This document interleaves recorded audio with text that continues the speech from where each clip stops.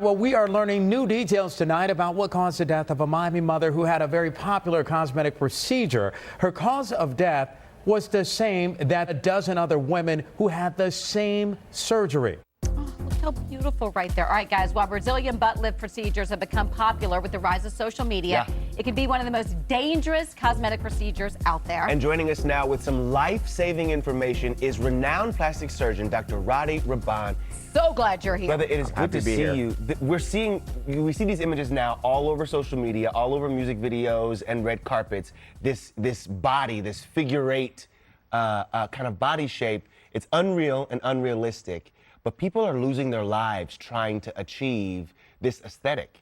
That's right. And I think first of all, it's great that we're having to talk about it because we talk about all the positives, and plastic surgery indeed is very positive and can be life transforming, but at the same time, at what cost? And the problem is that, you have all these celebrities and influencers which can influence you in any direction. Right. But they seem to be influencing young people in the wrong direction. And these images that you're seeing, we used to open a magazine, right? Or see a commercial and you kind of got a glimpse of it. But now you're constantly on your phone and you're being polluted. It's because it's pollution with these images which are not even real. Right. There's morphing technology. You can change the images. We know about positioning. You could be standing like this and standing like this.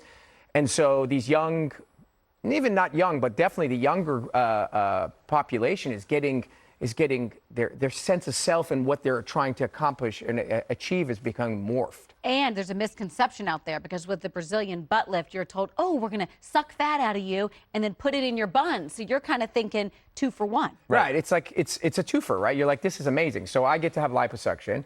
And then on top of it, I get an enhanced or curvier body. And it's not so much that the Brazilian butt lift shouldn't be done, or that's not what I'm talking about. It should be, like all procedures, it needs to be done correctly. But this particular procedure has caused more deaths than any procedure we've had in plastic surgery in decades. Wow. And there's a couple of reasons. One, first of all, it's being done in places like, you can see a ton in Florida, right? So finally, the Florida legislature came in and said, it's being done in like clinics and spas. And one of the huge problems of plastic surgery today is it's not being done by plastic surgeons. Yeah. It's being done by all different types of practitioners. And because a lot of these women can't necessarily afford it, they're going to kind of like choppy kind of places or cheaper places. And what's causing the actual death is that there's too much fat being injected, and that fat is actually going into the vasculature or the blood supply, and it's going into the heart and lungs, causing immediate death.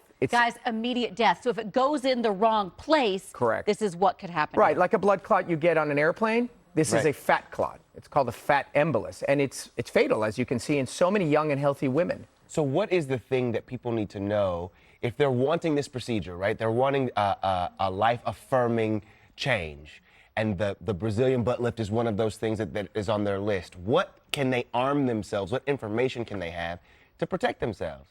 It's a great question. Again, and I think if the most important thing is to do your homework, do research. People spend more time researching homes, cars. So research doesn't mean flip through Instagram, find the guy with the highest number of followers and most number of likes, and that guy's the guy. Right. Or go to someone that, a celebrity or an influencer. That's not research. Research is, where did they go to school? Are they a plastic surgeon? Are they board certified? Do they have great reviews? If they're negative reviews, don't just ignore them. And then interview them. You go on a few dates. You need to go and meet these people. So I think what's happening is people are putting way too much emphasis on the social media driven information and less on more traditional routes of getting to know your physician. Are any laws changing, especially in Florida, of who can perform these procedures, or no? The law's changing slowly. It's an uphill battle. Yeah. So slowly there's legislation, but at the end of the day, the onus falls on the patient. Yeah. Because reality is it's the doctor's responsibility, and we all know the truth. And is there one red flag that people can look for? If you're at the mall. Yeah, I think this is an old adage, which if it's too good to be true, it's not true. So that has to do with paying for things. For sure, if you don't, when you pay little, you get little.